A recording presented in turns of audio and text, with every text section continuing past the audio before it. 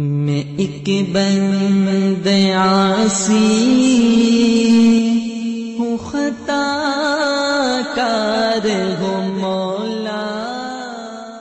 وعن ابن عمر رضی اللہ عنہ قال قال رسول اللہ صلی اللہ علیہ وسلم کل مسکر خمر وکل مسکر حرام ومن شرب الخمر فی الدنیا فمات وهو يدمنها لم يتب لم يشربها فی الآخرۃ۔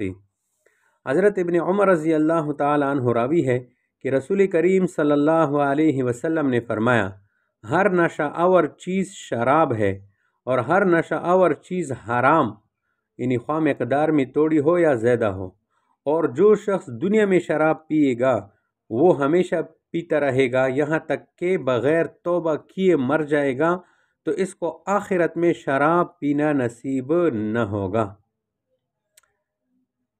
تو یدمنها فرمایا وہوا یدمنها، مطلب کہ ہمیشہ ہمیشہ کے لیے جو شخص شراب پیتا رہتا ہے تو مدمن خمر کہتے ہیں ایسے آدمی کو، ایسے شخص کے لیے گویا خاص صفت اور خصوصی تعارف ہے۔